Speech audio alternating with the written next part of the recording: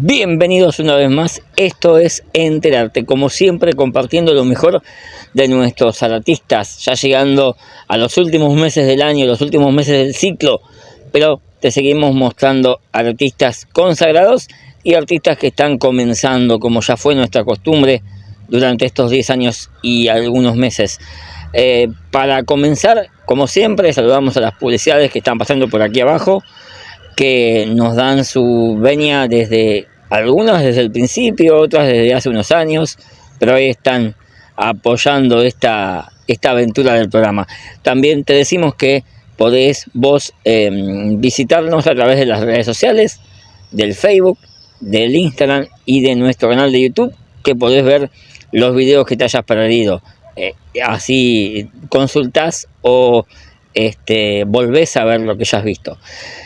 Nosotros ahora tenemos un programón para hoy, Lo tenemos a Mauricio Dayub, actor, escritor y director de Capital Federal, famosísimo en esas tres ramas en todo el país. Ha hecho películas, ha hecho obras de teatro, viene a Tandil a presentar El Amateur, una de sus primeras obras que la vuelve a hacer en estos tiempos. Y vamos a estar hablando con él vía Zoom. Estuvimos también con Kevin, otro cantante de Tandil, que se va a estar presentando el 11 de octubre, cuando la banda de Lucas González cumpla un año exactamente, que seguramente nos va a contar cómo se va a desarrollar ese evento. Y también estuvimos con un historiador que sabe muchísimo de la historia de la música, la historia del jazz, la historia del rock, y nos va a desarrollar toda esa temática. Incluso vamos a saber cuál era la primera banda de rock que hubo en la Argentina. No es la que conoces, ya vas a ver lo que nos dice. Nos vamos a una pausa, cuando venimos nos metemos de lleno a todo eso. Vale.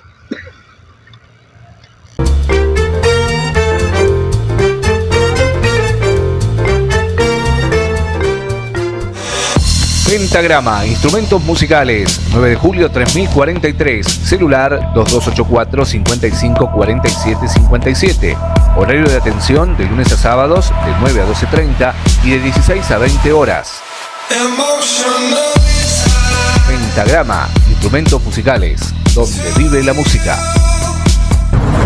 Hola, soy Ramón y te cuento que si te subís a ON, el programa de descuentos y beneficios de Action Energy, te vas a dar cuenta que es un programón. Porque además de descuentos en combustibles, lubricantes y tiendas, podés conseguir entradas para los mejores eventos deportivos. También en supermercados, para hacer de todo un ofertón. ¿Y en combustible? Obvio, tenés un 15% con tu primera carga y un 10% en Quantium todos los lunes y jueves. Es un montón. Subite a ON, que es un programón.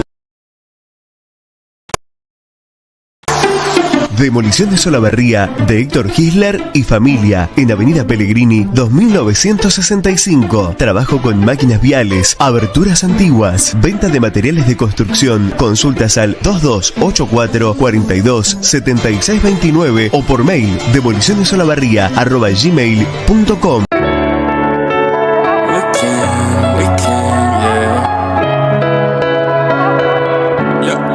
Let's go.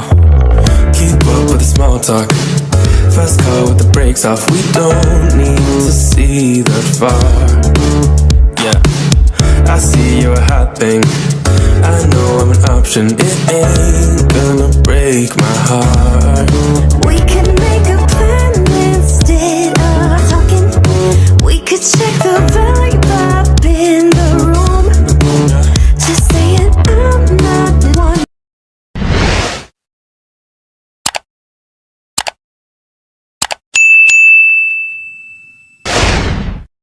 Amigos de Tandil, sé que El Equilibrista les gustó mucho, pero este sábado 30 en el Teatro del Fuerte, El Amateur les va a llegar al corazón. Es la historia de alguien que tiene un sueño imposible y para lograrlo sigue a su corazón. Sabremos ahí qué pasa cuando alguien se anima a seguir un sueño hasta el final. Los espero.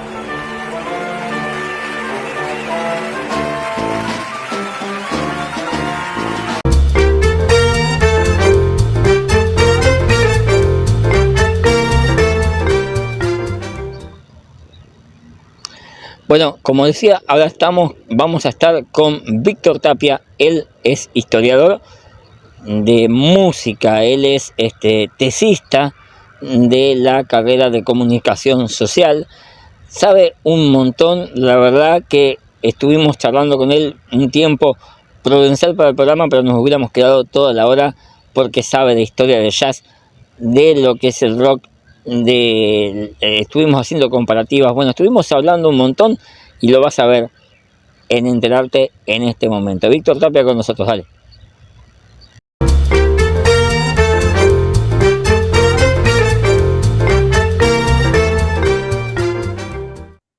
Bueno, seguimos en Enterarte como siempre compartiendo las notas con los artistas. En este caso nos fuimos a través de Zoom para la ciudad de Buenos Aires a entrevistar a Víctor Tapia. Algo nuevo, como siempre les ofrecemos en nuestro programa.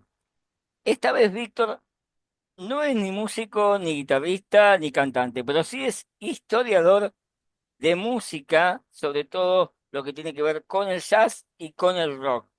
Vamos a hablar con él un poco de la historia de esta música que tanto nos atrapa y que acompaña nuestros momentos, muchas veces están en soledad y otras veces para festejar algún acontecimiento. Víctor, ¿cómo va? Bien, bien, muchas gracias por la invitación. ¿Cómo andan? Bien, bueno, es un gusto.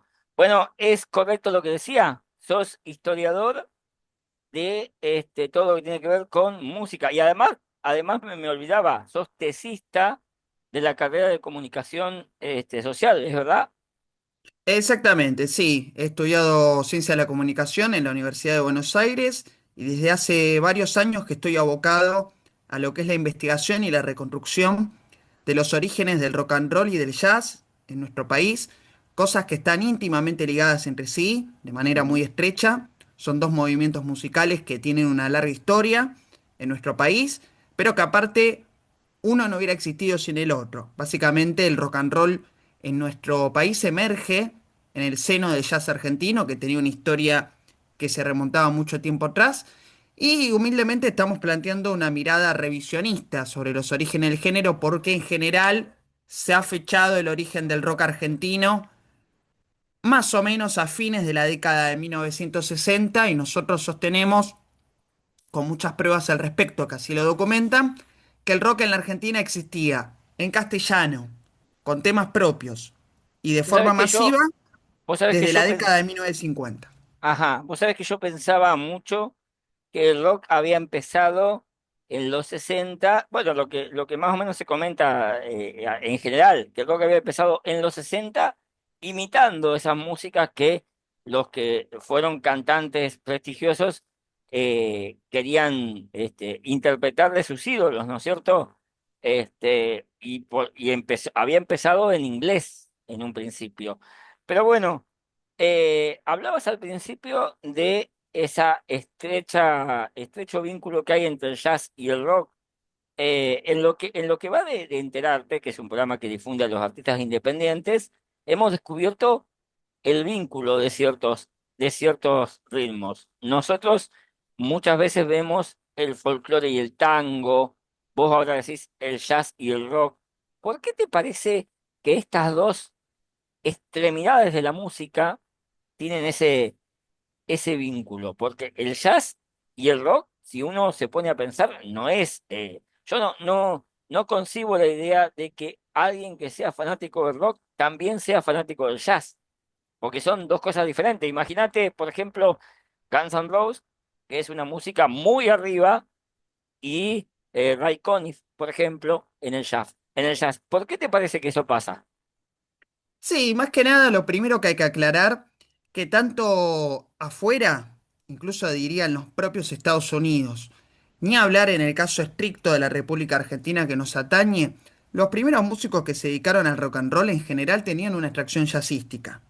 Sin ir más lejos, los músicos de la banda de Bill Haley o de Bill Haley, músico que fue además muy popular en nuestro país en la década de 1950 en adelante, eran todos músicos que venían, sin ir más lejos, el guitarrista Franny Beecher, quien estuvo en la visita de Bill, acaecida en el país en el año 1958, en el mes de mayo, había sido guitarrista ni nada más ni nada menos que del gran Benny Goodman, referente sin dudas del jazz, sobre todo en la década de 1930, más allá de que su carrera siguió muchísimos años después. Así que en ese sentido, para empezar, tenemos la formación misma de los músicos, lo cual es lógico, porque cuando arranca un género, no se puede pedir que haya rockeros antes de que exista el rock, por supuesto. Claro. Tienen que venir de algún lado. ¿Puedo decir Pero que también después, tiene que por ver con otro, la sí. época? Sí, obviamente hay un tema meramente cronológico, pero después ya hay un tema estilístico musical que tiene que ver con un montón de componentes que podemos ir de a poquito repasando. Yo te mencionaría dos apuntes al paso que me parecen muy importantes.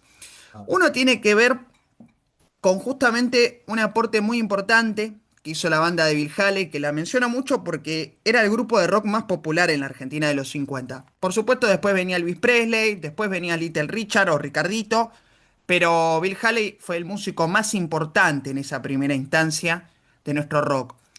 Bill Haley, si bien él venía del country, de la música de country, sobre todo de la vertiente del western swing, él primero que siempre se codea con músicos de jazz de primera línea, algo veníamos comentando antes, pero además él ya en la década de 1940 estaba muy preocupado, en el buen sentido de la palabra, por interpretar música negra de la corriente del rhythm and blues, que es un género antecesor directo del rock and roll, mezclarlo con elementos de música country, pero sobre todo Bill Haley quería cambiar lo que era la acentuación del rhythm and blues, y él quería hacer algo muy típico del jazz, pero que en esa época en el rhythm and blues casi que no se estilaba, a excepción por un baterista oriundo de Nueva Orleans que lo usaba, me refiero a Lawrence Riley, que es un recurso que se llama backbeat. Básicamente el backbeat es acentuar en el tiempo 2 y en el tiempo 4 del compás, o sea, en los que son supuestamente los tiempos débiles de la música, que es algo que se usa desde jazz desde momentos antiquísimos, y Bill Haley eso en los años 50 lo va a impulsar y es uno de los condimentos fundamentales del rock and roll, al punto que el gran Keith Richards, de los Rolling Stones, dijo algo tan fuerte como el rock and roll no es otra cosa que jazz tocado con un sólido backbeat, con esto que decíamos del énfasis en el tiempo 2 y el tiempo 4 del compás. Eso es un aporte que viene directamente del jazz y sobre todo, yo siempre digo, préstenle la atención a la historia de la batería para ver cómo hay un linaje directo entre el jazz y el rock and roll. Más allá de que además hay un montón de géneros que hoy los ponemos en compartimentos estancos, en nichos separados. Pero la realidad es que uno ve las sesiones de blues de esa época y está llena de músicos de jazz. No es que hay una divisoria marcada, estricta entre los géneros. Así que eso me parece muy importante, pero me permito agregar una cosita con justamente el tema que fue la insignia por excelencia del repertorio de Bill Haley. Si bien no fue el primero en grabarlo, me refiero al clásico Rock Around the Clock, que acá fue conocido como Bailando el Rock. 1, 2, 3 o'clock, 4 o'clock, rock. 5, 6, 7 o'clock, 8 o'clock, rock. 9, 10, 11 o'clock, 12 o'clock, rock. We're gonna rock around the clock tonight. Put your glad rags on, join me home. We'll have some fun when the clock strikes 1. We're gonna rock around the clock tonight. We're gonna rock, rock, rock till broad daylight. We're gonna rock around the clock tonight. When the clock strikes 2, 3 and 4, if the band slows down, we'll yell for more. We're gonna rock around the clock tonight. We're gonna rock, rock, rock till broad daylight. We're gonna rock around the clock tonight. Este tema, que fue un himno nacional y mundial de la adolescencia en la década de 1950, si uno va rastreando la melodía y la va rastreando, va a llegar hasta un pregón callejero de Nueva Orleans del siglo XIX, utilizado por vendedoras ambulantes de cebollas, que ese pregón, con el título de Les Oignons, fue utilizado por yaceros de la talla de Sidney Bechet, por ejemplo. Así que uno va rastreando un montón de temas, canciones, etcétera, y va viendo que todo nos lleva, o en gran parte por lo menos nos conduce hacia los caudales del jazz, en lo que respecta al origen del primer rock and roll. De hecho, como decíamos al principio, uno va vinculando, uno como público, ¿no es cierto? Y Hablabas recién del jazz y se me venía el twist, como que el jazz, el blues, el twist está un poco aparentado. Eh, y lo mismo decíamos del folclore, del tango, del rock. Para mí también, y seguramente mucha gente que nos está viendo y escuchando, el rock con el jazz es algo nuevo que vos nos traes en este momento, nos pones en carpeta. Vamos a contar un poquito a la gente. Me encanta esta nota que estamos haciendo y todo lo que vas sabiendo. Seguramente en otras ocasiones nos volveremos a encontrar para otros temas, pero quiero saber, no sé si vos has visto, sos de ver televisión.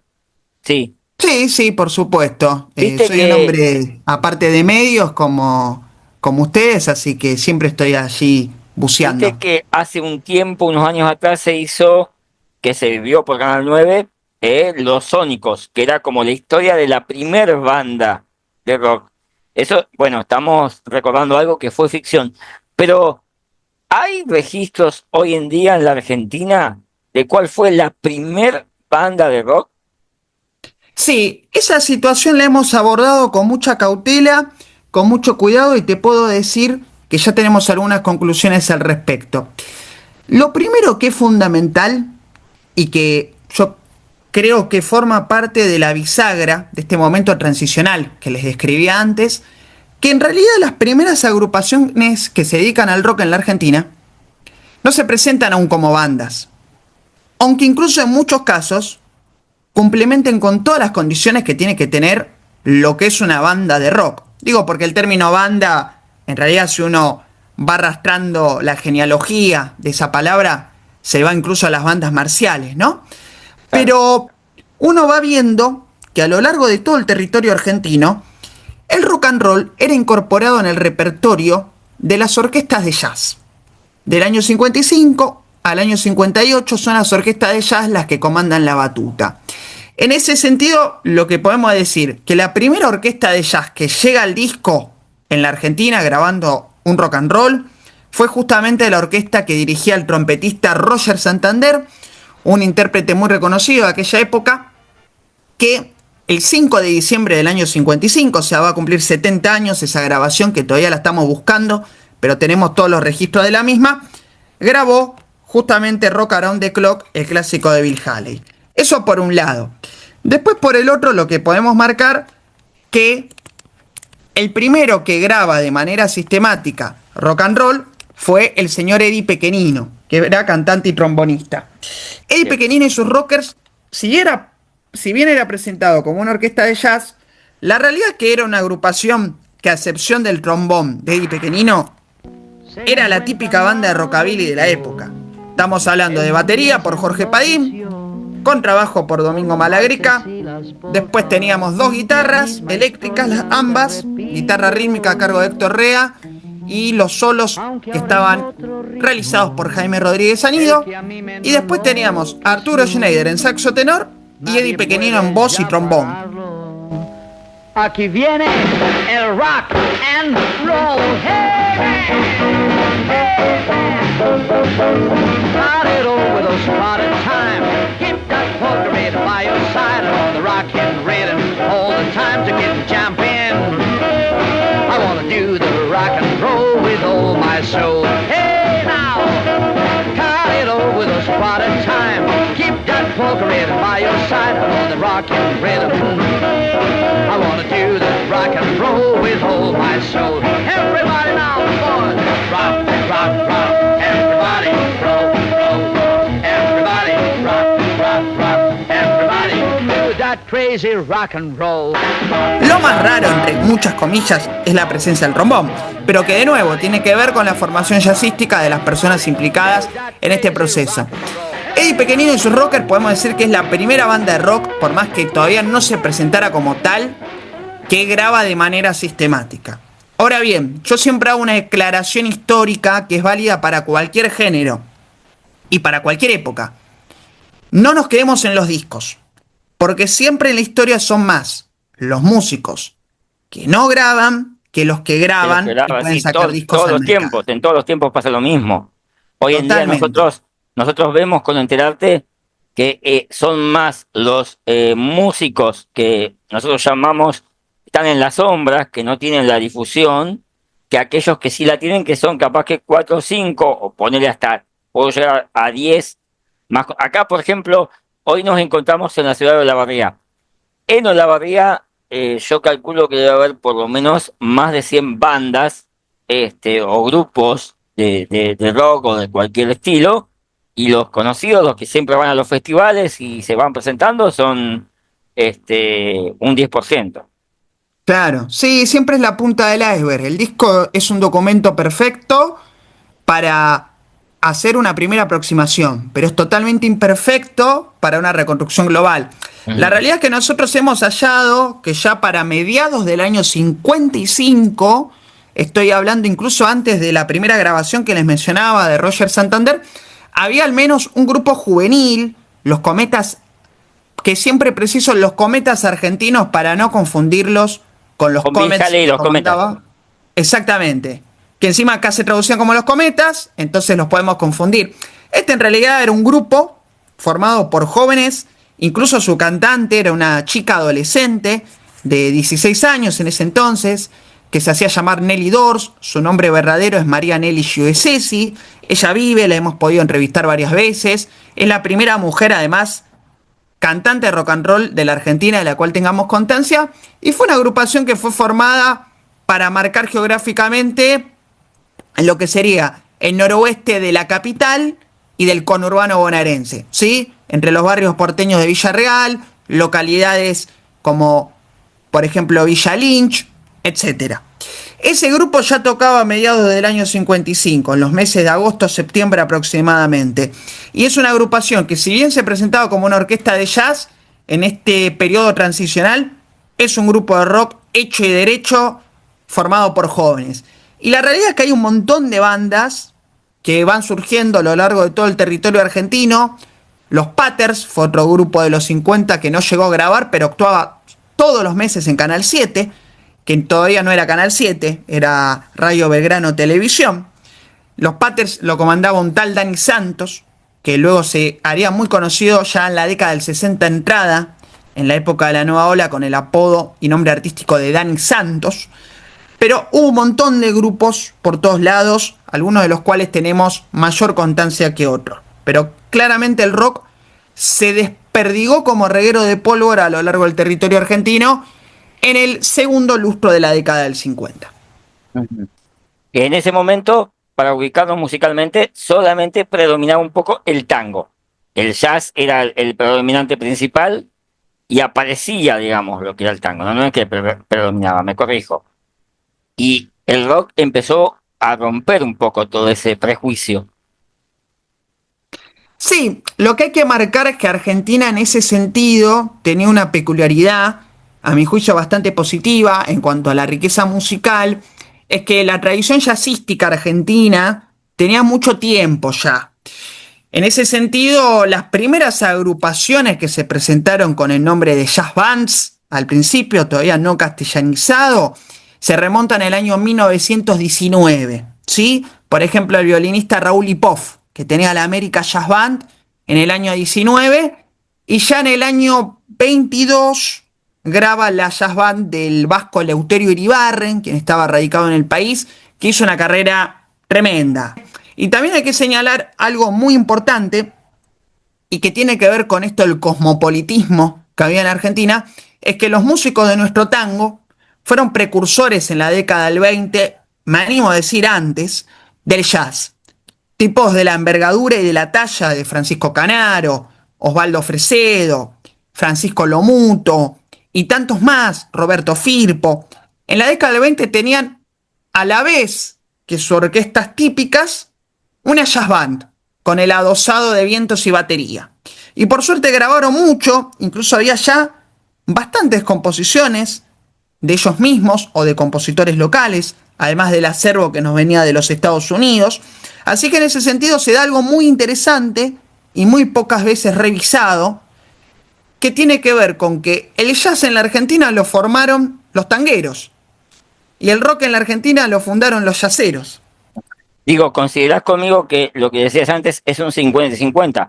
porque nosotros tenemos un poco el deber de llevarlos a la luz porque somos comunicadores, pero también el jazzero o el integrante o el representante de la banda tiene también el deber de acercarse, porque nosotros no somos adivinos, no sabemos la cantidad de orquestas o de grupos o de solistas que hay a nivel provincial o a nivel país. Yo por lo menos creo que es un 50 y un 50. ¿Coincidís conmigo? Tal cual.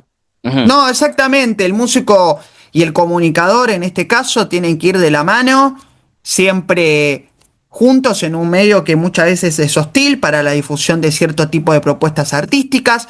Yo creo que incluso el tango en gran parte da pelea por el empuje que le dan coleccionistas, bailarines, entusiastas de todo el mundo. Pero también es cierto que muchas veces, si es en lo que atañe a la difusión interna, estaría más complicada. Y también creo que es muy necesario que se fomente la curiosidad de los propios artistas por no solo conocer la historia del jazz en Estados Unidos y en otros países como Francia, el jazz francés siempre fue muy popular en nuestro país, sino que también haya una mayor reflexión sobre la historia del jazz argentino. Sobre todo porque... Cuando vos hablabas, yo recordaba como y citaba en mi mente cómo el jazz siempre estuvo presente. No sé cuántos años tenés vos, pero yo me acuerdo en la década del 90 que había bandas que lo traían también a su grupo. Me acuerdo de Scatman Gold, por ejemplo, que hay un video donde lo citan a Louis Armstrong. Y así lo va conociendo la juventud los jóvenes de la época. Víctor, interesantísimo el tema. Te voy a seguir convocando para otras ocasiones. Por ahora te pido que me digas tus redes sociales porque la gente que se está enganchando con nosotros seguramente te va a querer visitar y va a querer saber más de este tema y de otros más. Con gustazo, te agradezco un montón por la invitación. Y también a la audiencia, por supuesto. Y en cuanto a las redes sociales, si quieren seguirnos, por un lado está nuestro blog, que es Universo Epígrafe, que lo pueden buscar en Google, les va a salir primero en resultados. Es una revista cultural donde vamos subiendo bastantes cosas. Y además tenemos un canal de YouTube propio, donde estamos poniendo de a poquito digitalizaciones y también entrevistas. Y por otro lado, pueden seguir en Instagram, Víctor Tapia 1955. Que ahí pueden seguir todas las novedades que vamos descubriendo, escaneando y difundiendo. Excelente, Víctor. Ha sido un gusto. Como te dije, nos volveremos a encontrar a través de este medio. Ojalá en algún momento que vayamos a Capital lo hagamos más personalmente, que es otra la charla. Te dan más ganas de conversar sobre el tema, que es muy apasionante, pero por los tiempos televisivos no nos permite seguir conversando hoy día. Muchísimas gracias por esta comunicación. Y estamos en contacto. Abrazo enorme. Gracias, un gustazo. Nosotros seguimos en Enterarte. Hey, Louis. Yeah? Is that you? Yes. Oh, I'm Scatman John. Would you like to sing a song, man? Well, sure could. Look out. 1, 2, 3, 4.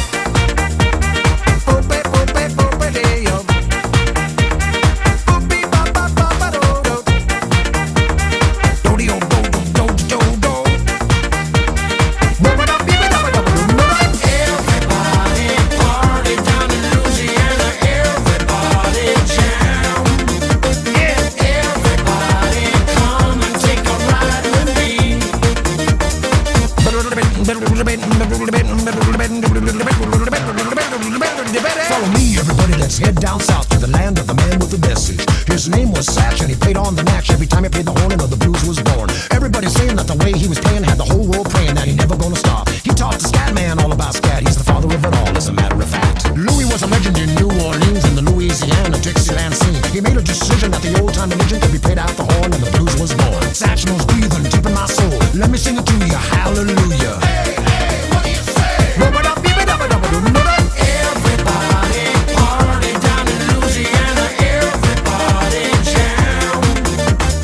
Everybody come and take a ride with me.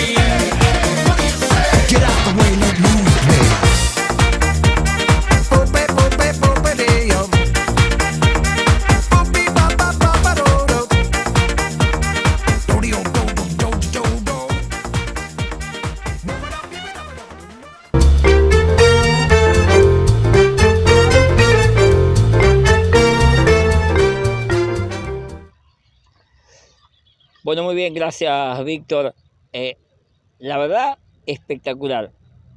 En algún momento nos vamos a volver a encontrar y ojalá que se dé de encontrarnos personalmente para hablar más de esta apasionante historia de la música, sobre todo de la historia del rock. Ahí le comentábamos en la nota, comparando con la ficción, ¿se acuerdan ustedes de Los Sónicos? Esa ficción que se vio por Canal 9. Bueno, hablando de esa historia, si fue cierto, ¿cuál fue la primer banda de rock? Todo eso le fuimos preguntando a Víctor y lo contestó con mucha fluidez y muy amable. Ahora nos vamos a una pausa. Cuando venimos, viajamos de Buenos Aires porque estábamos recién en Capital, nos vamos a Tandil, pero eso después de la pausa.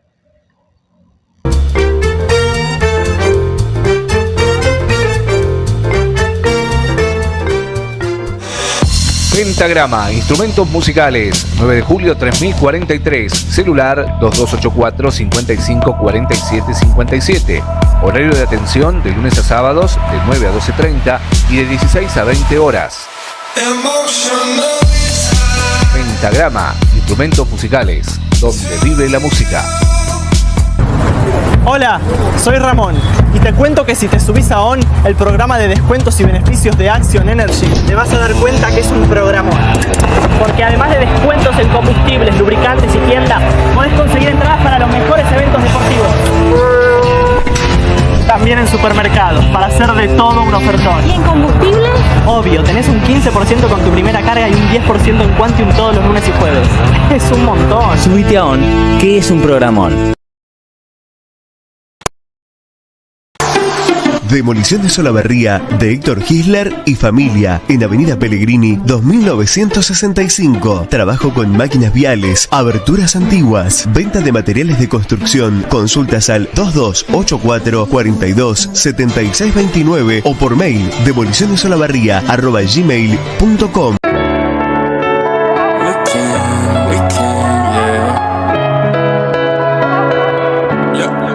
Let's go. Keep up with the small talk.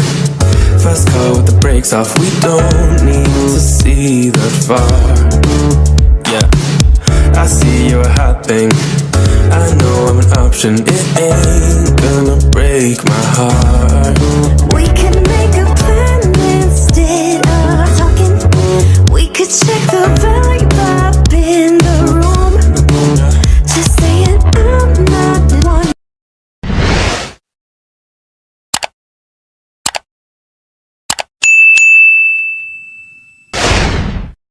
Amigos de Tandil, sé que El Equilibrista les gustó mucho, pero este sábado 30 en el Teatro del Fuerte, el amateur les va a llegar al corazón.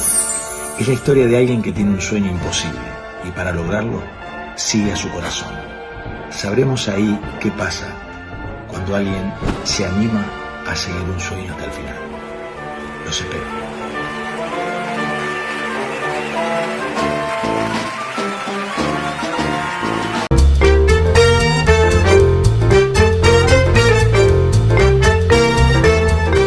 Acá estamos entonces para invitarlos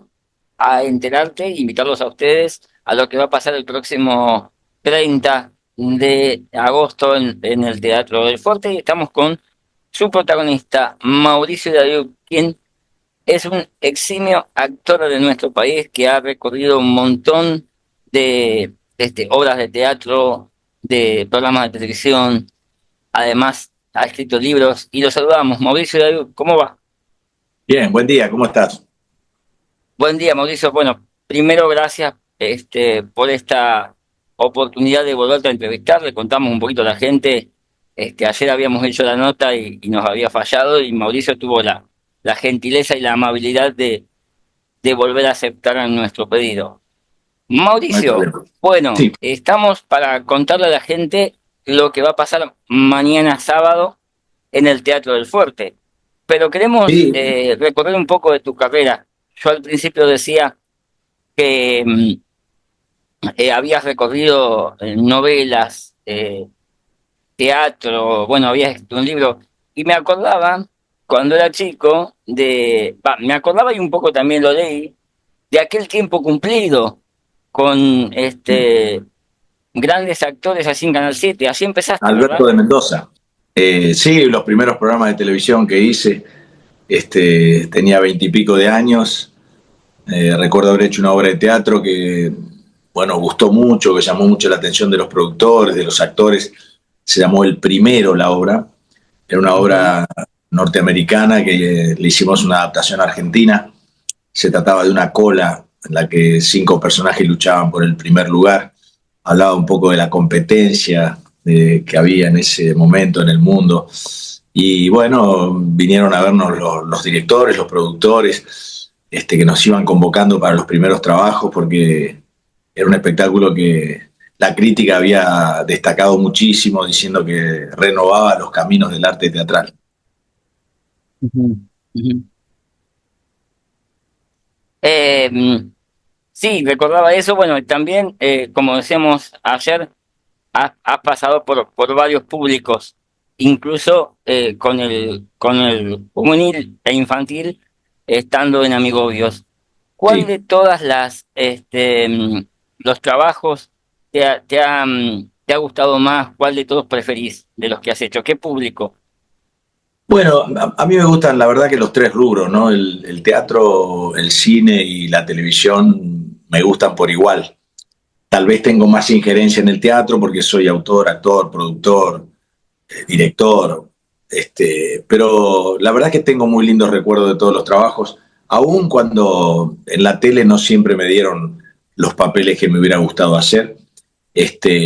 Pero si tengo que elegir uno, tal vez como Pan Caliente fue una época de la televisión que disfruté mucho, que me gustó hacer por el equipo con el que lo hacíamos, por la posibilidad de sumar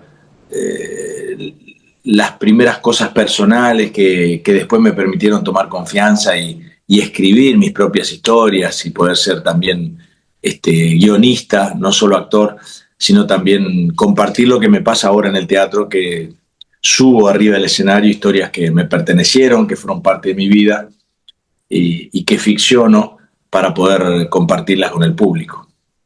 Hablando de historias que te pertenecieron, hablábamos también de que incursionaste en la escritura con un libro llamado Alguien como vos. Yo ayer te Sí. preguntaba si era un libro guía para aquellos actores que recién comenzaban o aquellos que recién comenzaban en cualquier profesión, porque decía en lo que leía en internet, decía que es un libro apto para leer desde los 16 años. Sí, es un libro con historias reales, no es ficción, son todas cosas que me pasaron en la vida y a las que yo les iba anotando el título porque sentía que me habían tocado fuerte, que me habían, a lo largo de los años, habían ido forjando mi personalidad. Cada vez que yo tenía que tomar una decisión, me daba cuenta que lo que yo decidía dependía de alguno de esos momentos de mi vida, ¿no? Son historias que pueden leer todos porque transcurren dentro del marco de la familia, del barrio, de la escuela, del club, de la ciudad. Fueron todas cosas que me fueron pasando y me fueron marcando. Están escritas de un modo muy fácil de leer porque son muy breves, no son más de una página y media, algunas de 2 páginas como mucho. Todas pintan eh, un paisaje concreto de una parte de la vida de cada uno de nosotros. La mayoría divierten y casi todas nos dejan la enseñanza que me dejó a mí eso que pasó, ¿no? Tienen ese formato. Algunas divierten, otras emocionan, pero en todas, en esa brevedad, se ve un paisaje de un momento de nuestra vida y nos deja la enseñanza que a mí me dejó en ese momento. Claro que sí. Y ahora ya metiéndonos un poco en lo que va a ser el amateur, que le decimos a la gente es una de tus obras más queridas, si fue la primera también, así por 1997. El amateur habla de los sueños por alcanzar, de la lucha que uno tiene por esos sueños. Y la pregunta va en cómo fue en tu vida para alcanzar este sueño de ser actor? Vos sos el del medio de 5 hermanos, ¿verdad? Y Sí, sí, por soy lo que- el cuarto ¿Cómo? de 5, bueno, casi en el medio, sí. Ah, el cuarto. El cuarto. Por lo que escuchaba la vez pasada de nuestros colegas de Radio Tandil, no era justamente lo que tus padres esperaban, el tema de la actuación. No, no, ellos querían que todos sus hijos tuvieran un título universitario, que todos estudiaran una carrera universitaria. Y a mí, de algún modo, mi papá me había elegido ciencias económicas, porque como yo no me decidía por ninguna, porque yo tenía oculto este deseo de ser actor, pero que me costaba decirlo porque, bueno, se me reían un poco, ¿no? Hace 50 o 60 años, cuando yo decía que quería ser actor, mis padres pensaban en Luis Sandrini, de la Argentina, o en Hugo del Carril, o en Gregory Peck, o en John Wayne, ¿no? Era imposible pensar que un chico nacido en una familia humilde del barrio La Cantarilla, que es el barrio donde yo nací, pudiera aspirar con ser actor, ¿no? No es como ahora que el teatro hasta se dicta en las escuelas, ahora es bastante más común conocer a alguien que estudia teatro, que va a un grupo de teatro. Hay teatro para niños, hay teatro de la tercera edad, hay distintas maneras de acercarse al teatro. En ese momento el teatro era solo para los grandes actores, ¿no? Entonces era impensado que yo pudiera hacerlo, pero la vocación clara y determinante que tuve me ayudó a pasar los momentos difíciles y a sobreponerme cuando las cosas parecían que no iban a salir, y poco a poco, apostando a que lo mío no iba a ser inmediato, que iba a ser a la larga, fui brindándome a mí mismo las posibilidades de ir construyendo de a poquito la experiencia necesaria como para tener hoy la carrera que tengo, que fundamentalmente por haber ido aprendiendo todos los rubros me ha permitido distinguirme por un lado y por otro lado tener la libertad de no depender de que un productor me llame para poder trabajar, ¿no? Claro, claro. Y también siguiendo por la misma línea, ¿cómo fue, si te acordás, la primera vez que volviste a tu Paraná después de haber decidido irte con la convicción de estudiar actuación? A veces uno tiene un poco de temor al volver porque o no es lo que dijo, o no sé. ¿Cómo fue tu experiencia?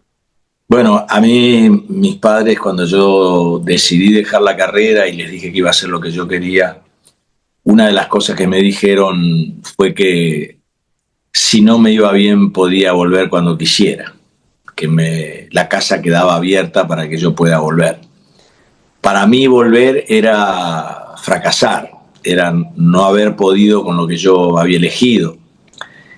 Y yo quería demostrarle a mi papá que lo que yo había elegido valía tanto como lo que él había elegido para mí, porque él me había dicho que me iba a seguir ayudando con un poco de dinero, como hacía cuando yo estudiaba ciencias económicas, si yo me dedicaba al teatro con la misma energía, con la misma disciplina con la que se estudiaba una carrera universitaria. Yo volví varias veces sin haber podido demostrar que lo que yo había elegido estaba bien, porque los primeros años no me iba bien. No lograba volver y poder decirle a mi papá, ¿viste con quién estoy trabajando? ¿Viste cuánto dinero estoy ganando? Y mi papá no me decía nada, disimulábamos los dos, llevándonos bien, yo tratando de ser el mejor hijo posible, y él siendo un muy buen padre, no haciéndome notar que la cosa no funcionaba. Pero un día le escuché decir en la mesa que evidentemente había algo que yo no había descubierto de mi profesión porque no lograba desarrollarme, no lograba que me fuera bien. Y yo escuché eso sin que él me viera y pensé, dije, ¿será que no estoy pudiendo entender cómo se hace para lograr el objetivo, ¿no? Y me di cuenta que no lo podía lograr porque no era fácil, porque vivía en una ciudad que era una de las 3 o 4 potencias teatrales más grandes del mundo, porque había mucha competencia, porque había muchos actores con mucho talento ocupando muchos espacios, y que yo tenía que encontrar cuál era mi distinción, cuál era mi diferencia frente a todo eso, para poder ser elegido por los productores y luego por el público. Ya con los años, un día le dijeron a mi mamá que me habían visto en el programa de Mirta Legrand, y mi mamá le dijo a uno de mis hermanos, la vecina de al lado me dijo que Mauricio llegó porque lo vio en el programa de Mirta Legrand. Y me contó mi hermano que mi mamá dijo, llegó, se quedó corta, llegó y pasó.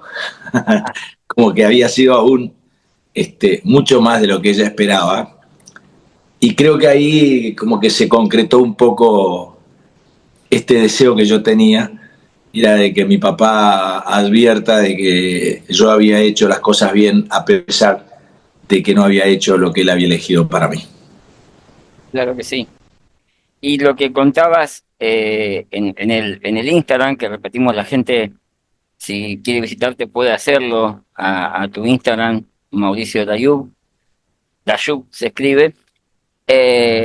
Hablabas del equilibrista, del amateur, que invitabas a la gente que si le había gustado el equilibrista, le iba a gustar más el amateur. ¿Por qué? Bueno, el amateur es un espectáculo muy inspirador. El amateur te hace salir del teatro con ganas de ir directo por tu deseo, por tu sueño, por tus objetivos, a no dejar pasar más el tiempo, a no postergarlo más, porque es el resultado de un logro personal que nos permite vislumbrar la posibilidad del logro colectivo, ¿no? Es algo que está basado en un hecho real, en una imagen que yo vi cuando era chico, de alguien que para ser único en el mundo, para cumplir un sueño imposible, tuvo que girar durante 5 días y 5 noches alrededor de un circuito para batir un récord de permanencia en bicicleta. Imagínate la garra, la tenacidad, la disciplina, la voluntad, las ganas que hay que tener para poder hacer un esfuerzo físico suficiente. Yo en los primeros años en Buenos Aires, cuando las cosas no se me daban, muchas veces volvía cansado a mi casa de todo el día, de tomar las clases que tomaba, de buscar el trabajo para poder vivir, de llevar fotos, currículum, de ser rechazado, ninguneado. Y muchas veces decía, ¿valdrá la pena hacer lo que estoy haciendo? ¿Me llevará, me acercará a lo que yo quiero? Y en una de esas noches pensé en ese atleta, en ese deportista que se había propuesto hacer algo tan complejo, y hice una analogía con mi propia vida y decidí levantarme todas las mañanas muy temprano, antes de recibir las noticias del día, antes de ser influido por mi propia vida, y escribir esa quimera, esa ilusión tan grande de poder plasmar una metáfora que me ilusionara a mí, que justificara esos días que estaba viviendo y que pudiera ilusionar a otros que también estaban en la búsqueda de cumplir su sueño. Fue extraordinario porque cuando la terminé de escribir, la obra se estrenó, ganó 17 premios, se hicieron varias versiones en todos los países de habla hispana, se hizo una película, la acompañé al Festival de San Sebastián, hice un mes, una temporada en el Festival Internacional Grec de Barcelona, fui a Washington, a Caracas, a Miami, bueno, tuve un recorrido extraordinario, y esa es la obra que mañana el público de Tandil va a poder disfrutar. Una pregunta que se me ocurre, Mauricio, ya terminando la nota, obviamente no puedo dejar de decir que El Amateur es una de las obras favoritas, incluso como comentaba ayer, yo tuve la posibilidad de estudiar actuación, mejor dicho, actuación frente a cámara, en la escuela de Germán Kraus, a cargo de Charlie Gerbaldo, y la hemos ensayado a esa obra tan bonita. Pero digo, vos decías que la estrenaste en el 97, con los años de aquella época. Sí. El Mauricio Dayuc del 97, ¿es el mismo que la hace hoy? No. Y vos sabés que cuando decidí hace 4 años retomar esta nueva versión, uno de mis hermanos me llamó para hacerme esta misma observación. Me dijo, cuando vos estrenaste la primera versión, estabas en la misma situación que el personaje que haces. Ahora, 25 años después, ya no estás en la misma situación. ¿Vas a poder transmitirle lo mismo al espectador? Y yo le dije, estoy seguro que sí, porque yo a esto lo viví, lo llevo adentro. Lo que yo voy a compartir con el espectador me ocurrió, lo sentí, fue parte de mi vida. No tengo que actuarlo. En ese sentido, también hay un plus, porque no es lo mismo tener un sueño sin cumplir a los 30 que tener un sueño sin cumplir con el doble de la edad. Hoy el amateur representa a mucho más personas, porque no solo en la Argentina, sino en todas partes del mundo, tener un sueño, tener una meta y poder cumplirlo se está haciendo cada vez más difícil por distintas razones, ¿no? Por las razones económicas, por lo que significan los demás, por el poco apoyo que uno puede recibir del otro, por la desconfianza que hay, sobre todo cuando uno se propone hacer algo que el otro a priori ya desconfía que uno tenga condiciones como para hacerlo, ¿no? Claro. Bueno, Mauricio, muchísimas gracias por su tiempo.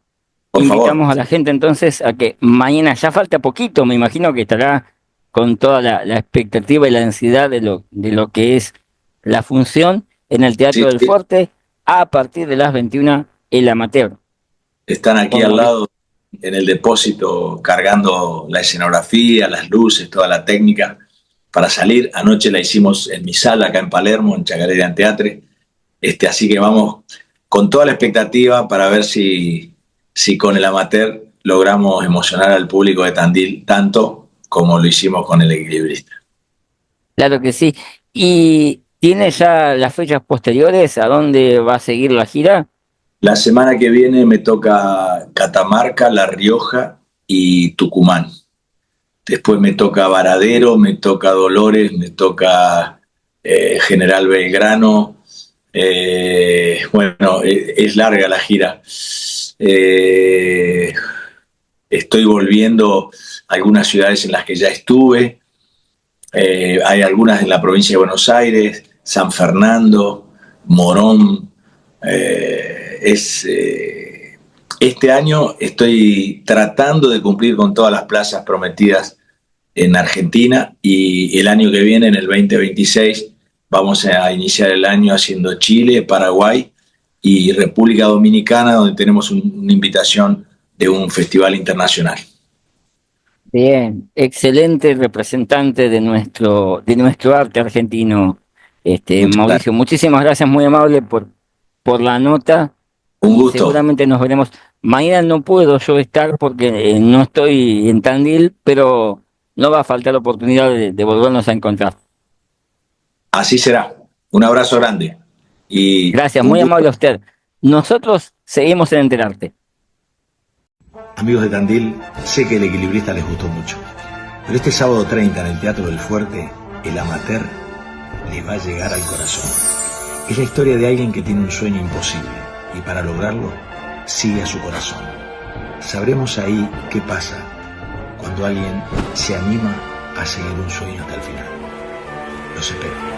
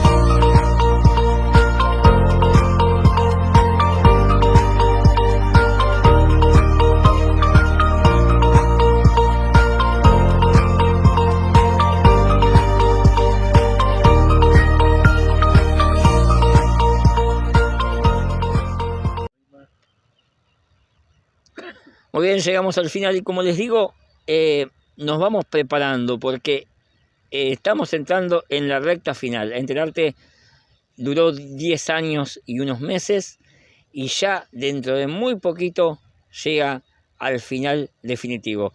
Un programa que durante estos 10 años hemos conocido junto a ustedes, hemos sido público, además de entrevistadores de artistas de primera calidad. Hemos tenido la posibilidad de hacer entrevistas a artistas consagrados, como en este caso Mauricio Dayub. En otros años le hemos hecho entrevistas a Tormenta, a Valeria Lynch, y agradecido desde ahora con toda la gente que se fue sumando, que nos fue diciendo que sí a cada propuesta que le íbamos haciendo. Y tuvimos el placer también de regionalizar a nuestros artistas, a los de Olavarría, que allí comenzó, a los de Tandil y también en algunas oportunidades a los de Azul. Pero no es una despedida, nos vamos preparando para que esta llegue, pero todavía tenemos muchos artistas por conocer. Los espero la semana que viene. Dale.